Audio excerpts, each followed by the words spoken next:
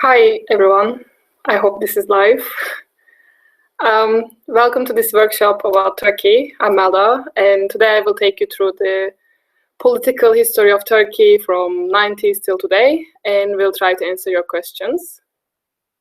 And some topics we'll cover. I will talk about reforms Turkey has gone through regarding women's rights, regarding what happened regarding minorities, and coups Turkey has gone through, obviously, and also why does Turkey has a terrorism problem, has secularism, and all these reforms been successful or not, do banning political parties work, and obviously lastly current state of the affairs.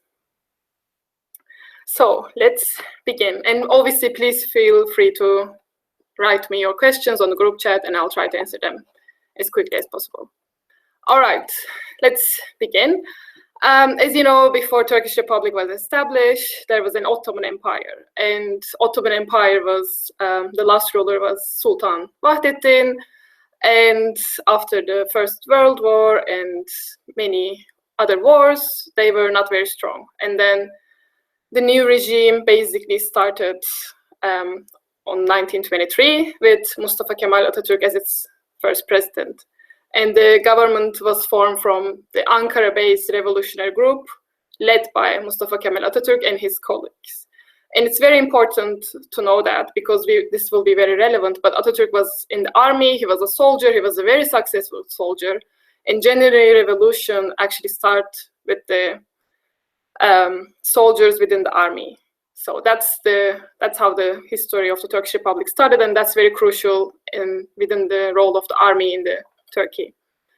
And after that, when the Ottoman Empire was abolished, there was obviously a problem.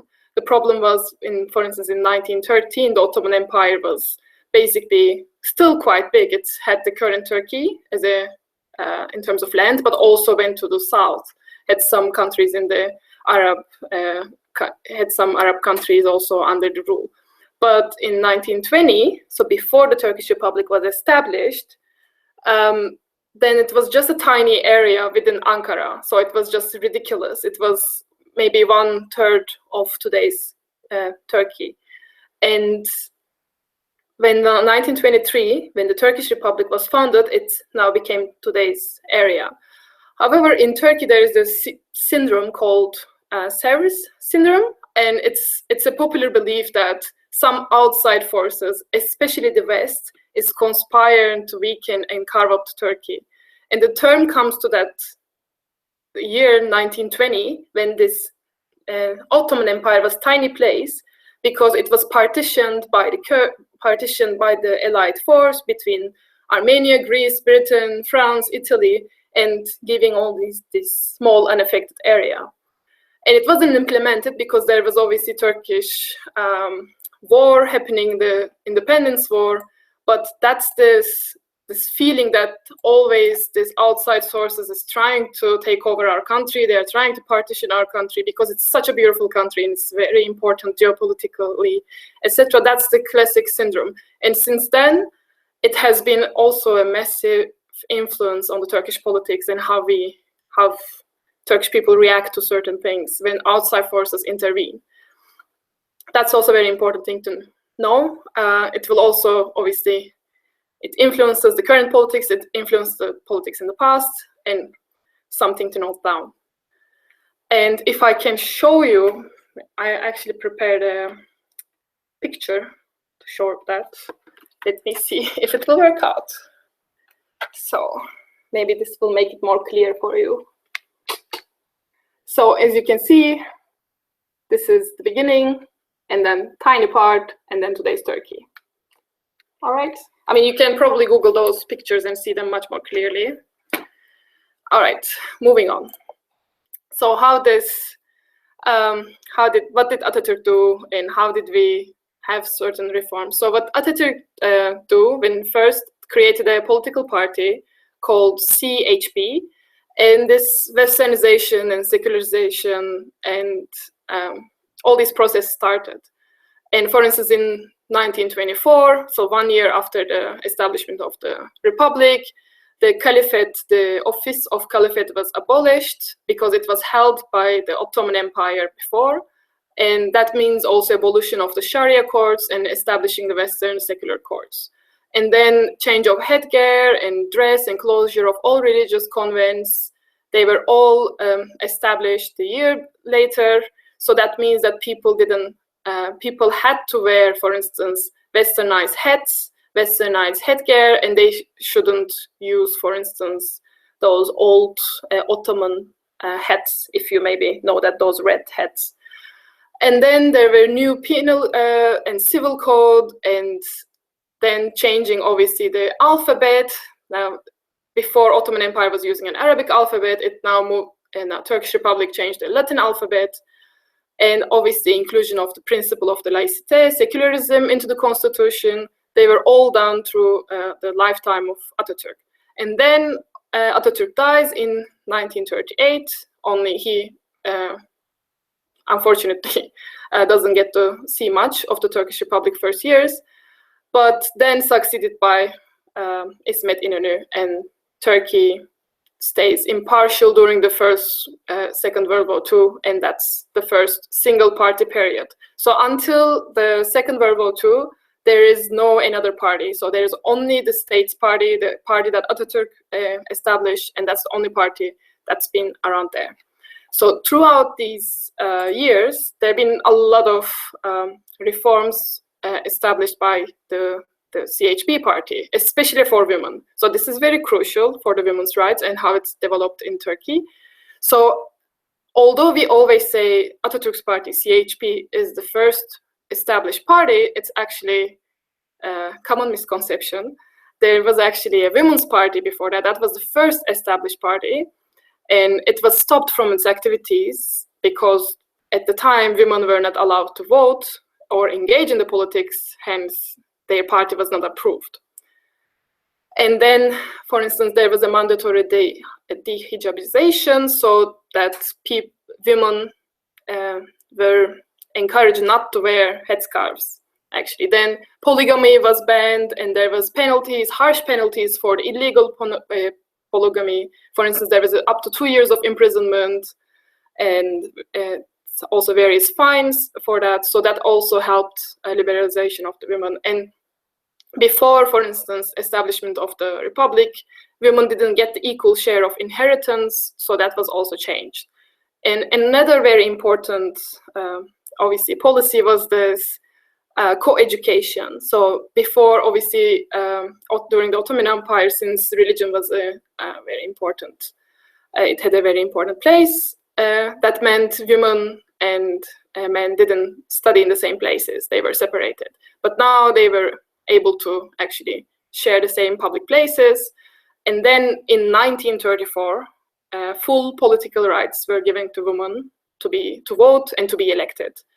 And 1 year later, in 1935, there were 18 members, female MPs, joined the parliament. And it's actually at a time when a woman, it's a very significant number of women if you really compare it to in terms of the time. But obviously things were getting better for women, but not all minorities felt the same way. So some minorities were oppressed, and they were oppressed really heavily and badly. So who are they? I think the biggest minorities that were oppressed were the Kurdish. So the Kurdish rights did not get any better. If anything, they got worse.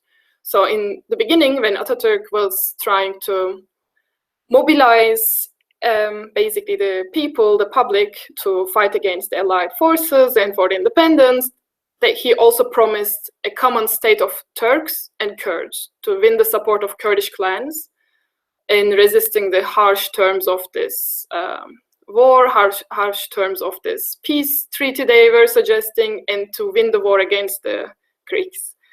And several years later, Ataturk rewarded his Kurdish allies with, unfortunately, merciless prosecution.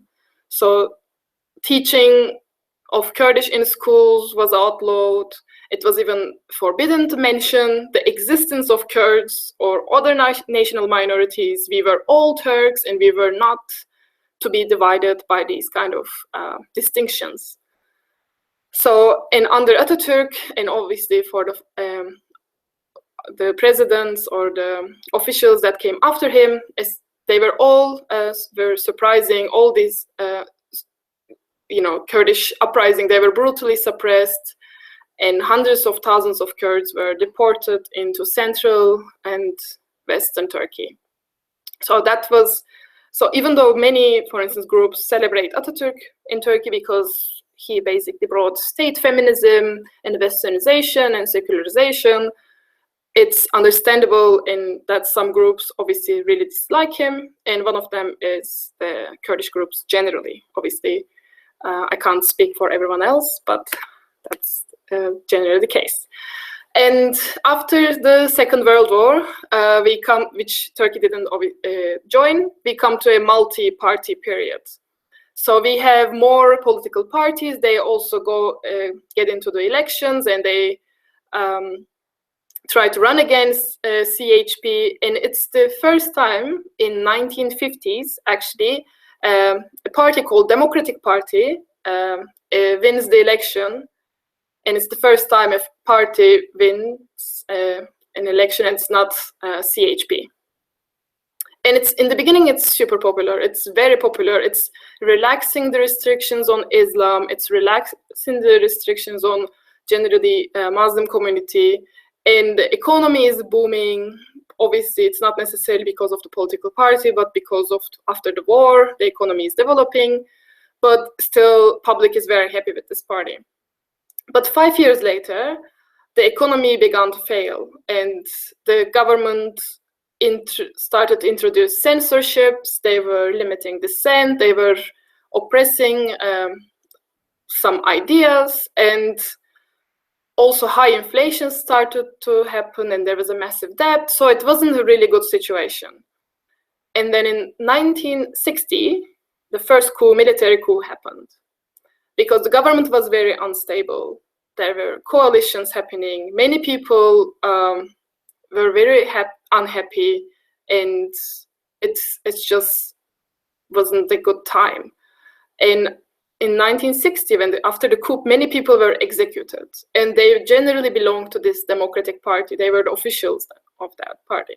And this is very important because one idea is that AKP, the current AKP, the ideology and the support actually all the way comes from the Democratic Party.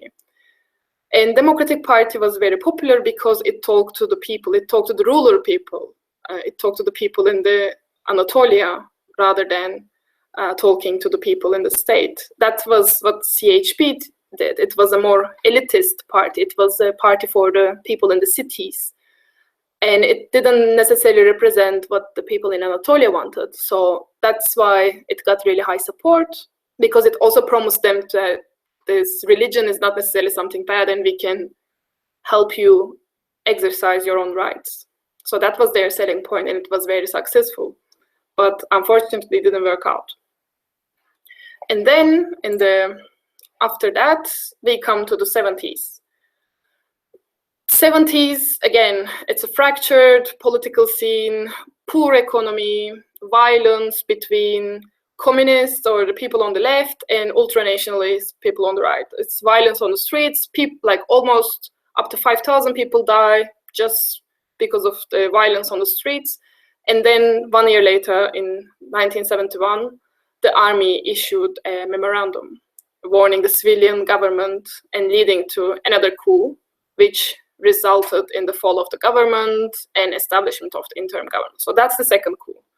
It's compared to the coup in the previous decade, it's less violent.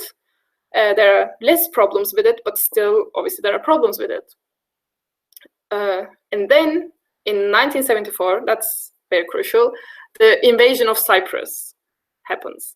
That's also called peace operation in Turkey, because obviously they are bringing the peace to people who are being oppressed in Cyprus.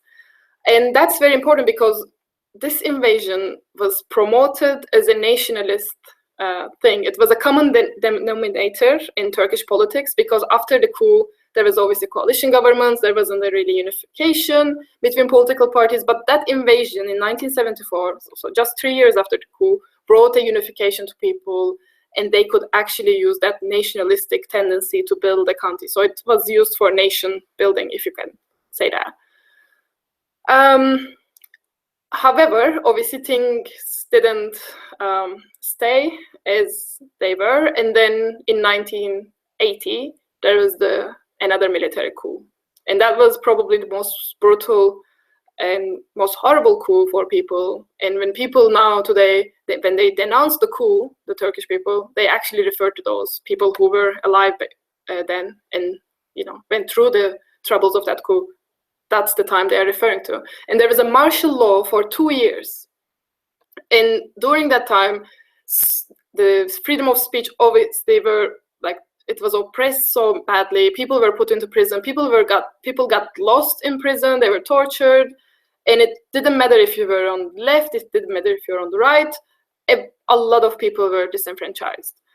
And one of the outcomes of that coup was, I think Kurdish people were oppressed. They were especially terrorized. And it was done sometimes systematically, sometimes arbitrarily, sometimes randomly. But in the end, it's created a big resistance group.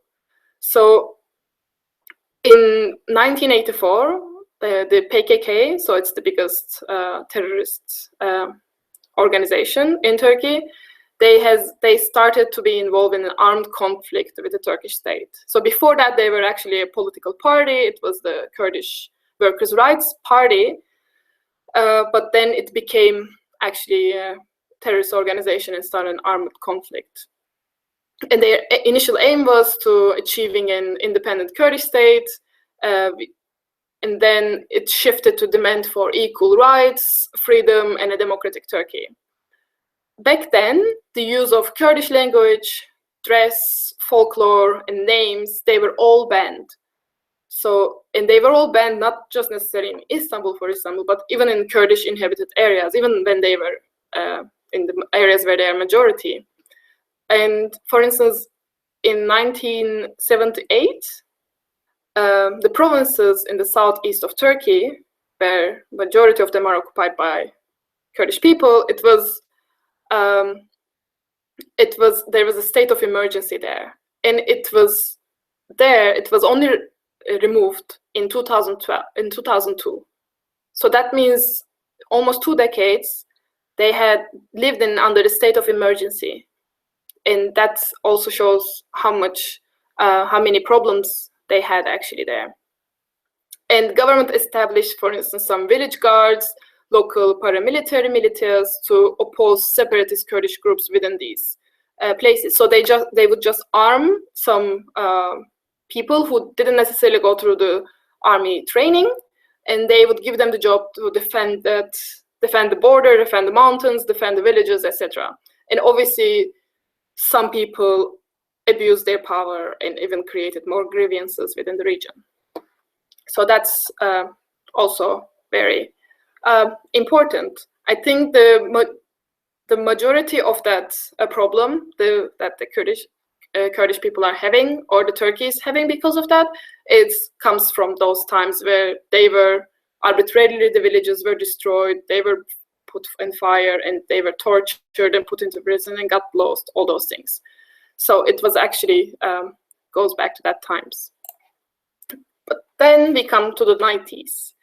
So the history part will be over soon. It will be much more interesting.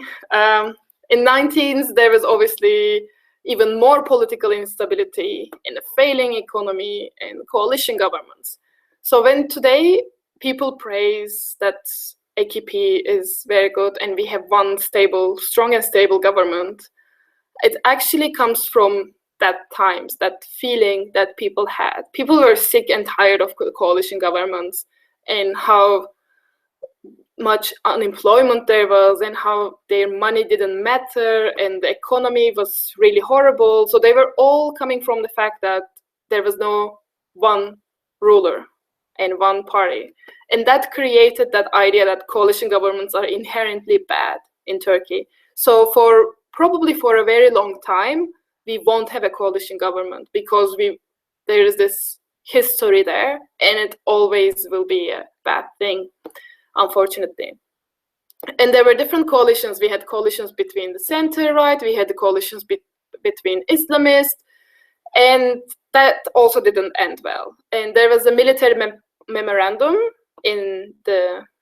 towards the end of the 90s, which is called a postmodern coup. And the army was basically warning the government, saying that Islamists shouldn't be there, otherwise there will be bad consequences. And Islamists resigned after that. So they were never properly in power until 2002, when the AKP first enters the scene. And when AKP first enters the scene, imagine the country where it's basically a wreck. The economy, it's a wreck. There is no proper political parties. Everyone's sick and tired of these political parties because they are basically not capable of establishing a proper government.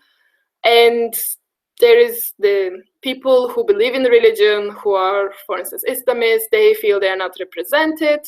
They're not happy, and there's always an oppression. For instance, people who wear, like women who wear headscarves, they can't go to universities, they can't be employed as public employees, or they can, but then they have to remove their headscarves. So there are lots of problems. And when AKP first does their propaganda and enters the scene, it promises liberation to everyone. It promises liberation to Islamists, saying that you will be able to exercise your religion, but it also promises to liberals, like, don't worry, we won't actually oppress anyone, we will give freedom to everyone and take this country, we will put it in the EU, we will enter the EU, and all these good promises. And many people actually believe that. Many people supported the government, and then AKP won the majority of the votes, and it was the majority of government. So the economy is growing, there is quite liberalization policies happening, and there's an alliance with liberals, with Kurds. Everything is going very well, probably until 2008. And then in 2008, there's an interesting thing happening. There's an application to Supreme Court to close down AKP because it is against laicite, it's against secularism, because they are using religion to get in power. And the Supreme Court rejects banning AKP, even though they find it that AKP is against the laicite and against secularism. They only give them a fine rather than closing the political party.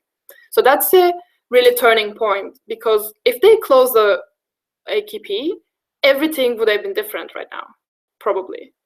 But they don't, which is probably the right thing to do at that time, because obviously it's a party that's got the majority of the votes of the public, and yeah, it's in power. And after that incident, some people say it's a reactionary politics. Some people say it was gonna be like that anyway, but dismissing of the opponents starts within the AKP. So they are starting to dismiss the seculars, they are starting to dismiss Kurds, and things are not going that well anymore. So there is this rhetoric of, we have the supporter of half of the country and that's enough for us, and the other half, whatever. And that basically starts in 2013, the Gezi protest, the famous protest that's been happening throughout the country and for a very long time. And that protest actually started the separation between AKP and the Gulen movement, that famous movement, maybe you probably heard it, that's responsible from the coup that happened last year. And the separation starts because they were obviously allies before. They had the same, more or less the same worldview. They believed that they should have a right to exercise their religion, and Islamic principles are more important than other principles, but not necessarily super conservative. So it's somewhere that is in the line that is acceptable. But after that Gezi protests, there were some phone calls being recorded and published that was between Erdogan and his family and with some other important business people, etc., claiming, obviously stating that actually Erdogan is having some corruption, stealing some government resources and trying to steal that money, hide that money. There were some of those phone calls. And after that, basically, Gulenist newspapers and the media organizations, they started to criticize AKP and Erdogan because of that corruption charges, because they believe that's wrong. And then things started to go south for that friendship. So they started to become separate. And then this brings us to 2016, attempted coup. And basically, that coup is claimed to be happened because of that grievances between them, between Gülenists and AKPs, and also try to basically take over the management or the governance of the country from AKP and giving back to Gülenists. So that's the claim, and that's what happened last year, actually. And so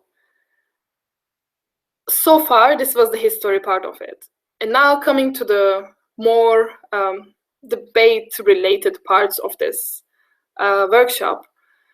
For instance, one of the questions I wanted to, for instance, address here, do banning political parties work? Because Turkey had a big history of banning political parties, some successful, some unsuccessful. So if you look at the current Turkish landscape, let me put that picture as well here. Just give me just a second. So that's the, again, if you Google Turkish political election results, you'll see something like that.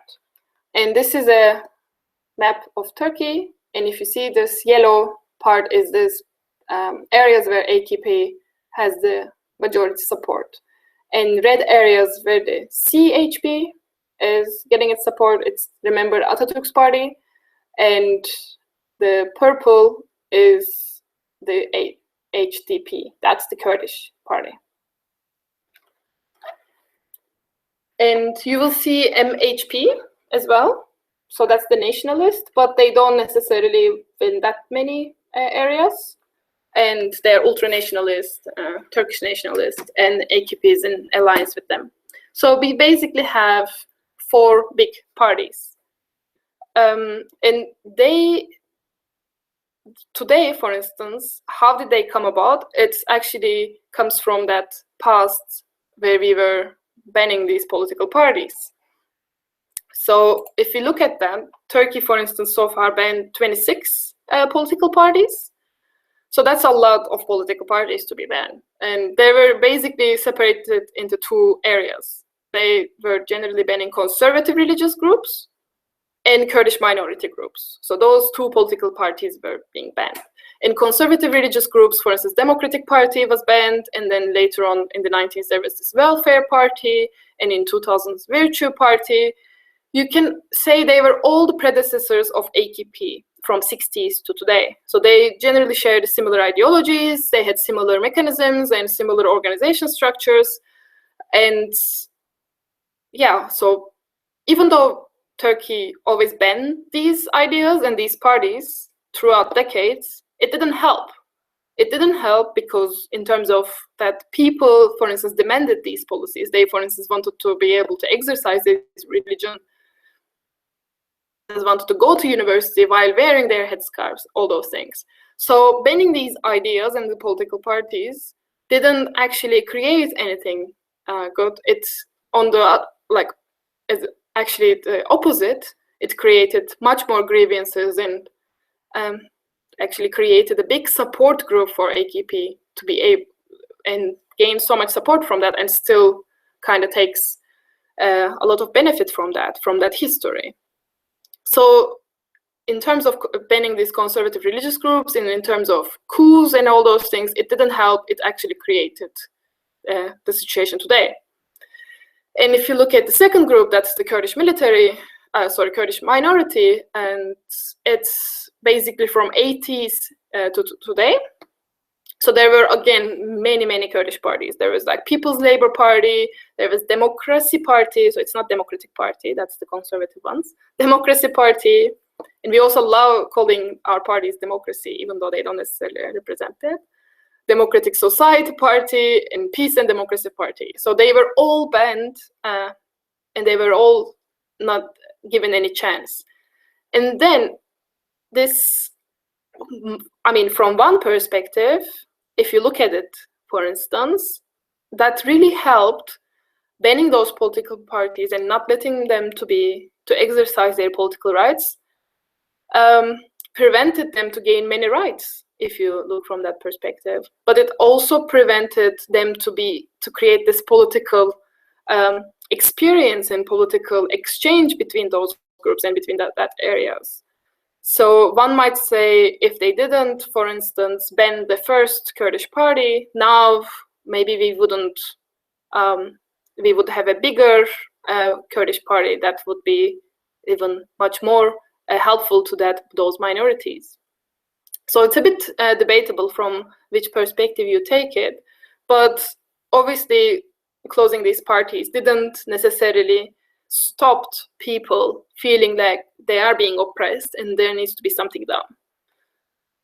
What is very important is that there is actually a third way of eliminating dissent or eliminating these political parties in the public spectrum, and that's the election threshold. So Turkey has an election threshold of 10%, and that comes from the 80s coup. So after the 80s coup, that has been established.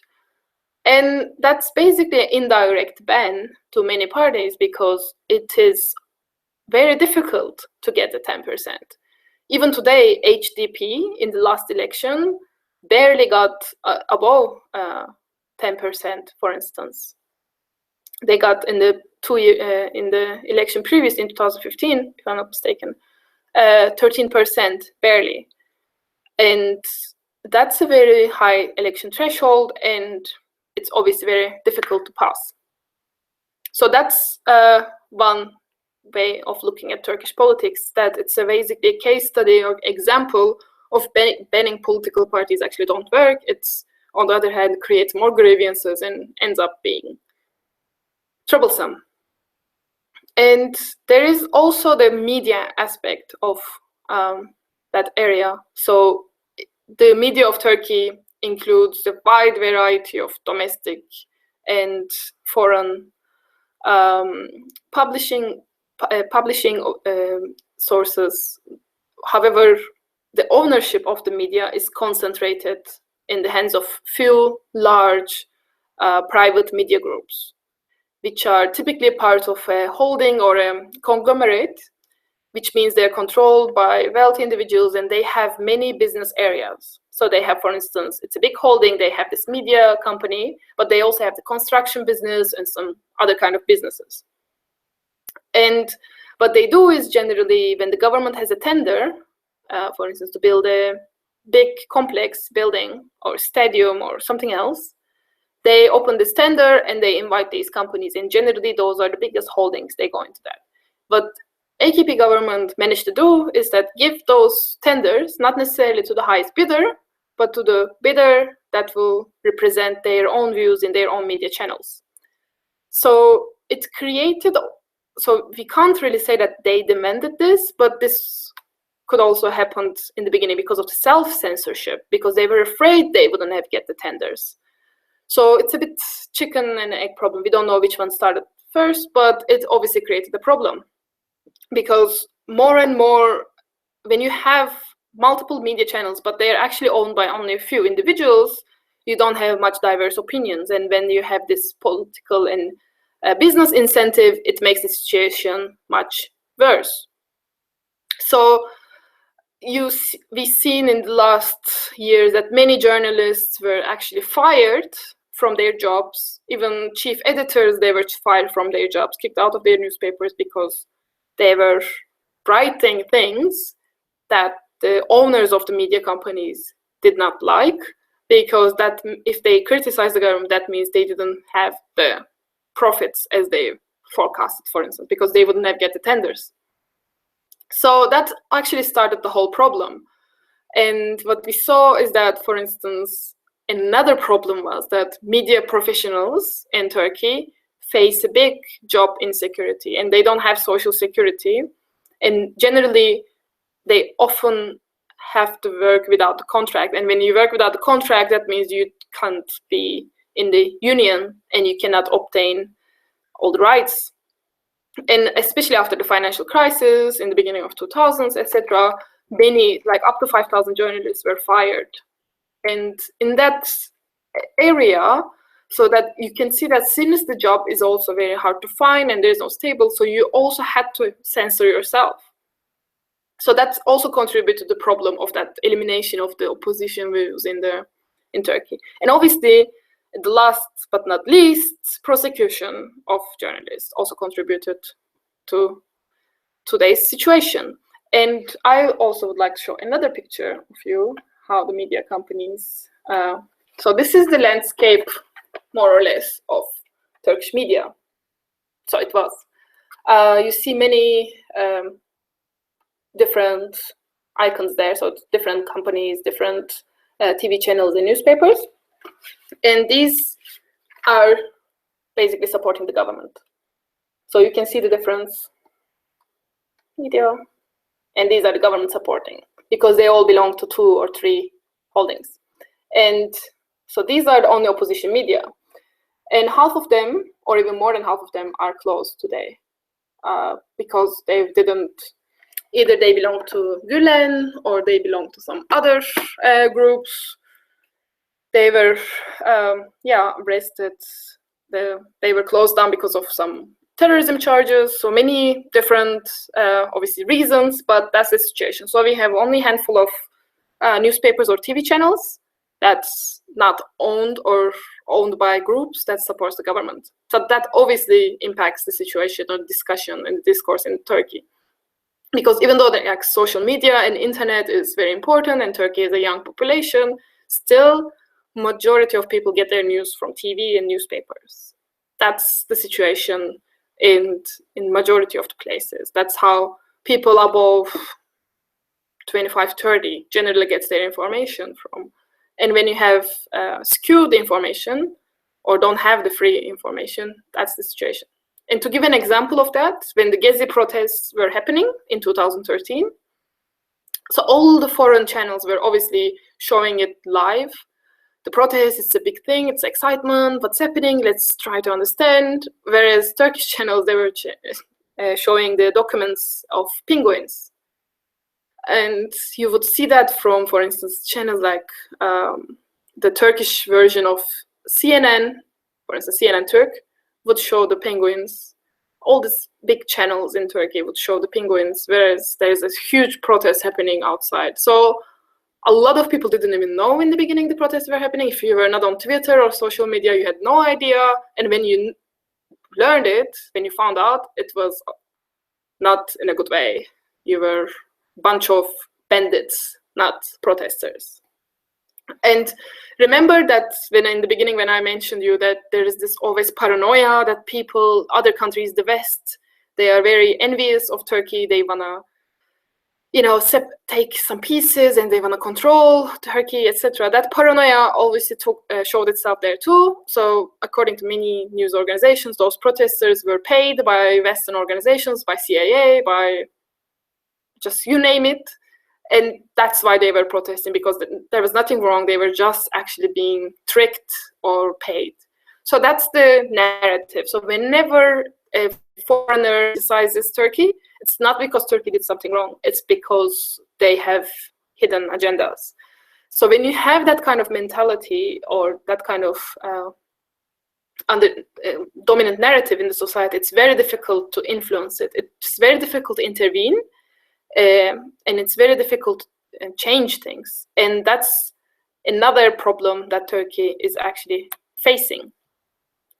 And if you look at the many today's criticisms, for instance, it's again the same. For instance, when EU criticizes Turkey, it's again, there's always this narrative pushed to the public don't worry, guys, we are actually doing the good thing. They are jealous of us. So another example is that now Turkey is building in Istanbul. There's a third airport and third bridge being built, like huge construction going on, and then all these criticisms from Germany or Netherlands, or when people criticize it, it's because they are jealous. They're jealous of these that we are building this airport, we are building these bridges because it will impact Frankfurt Airport and Lufthansa and all those things. So I think a lot of people in Turkey love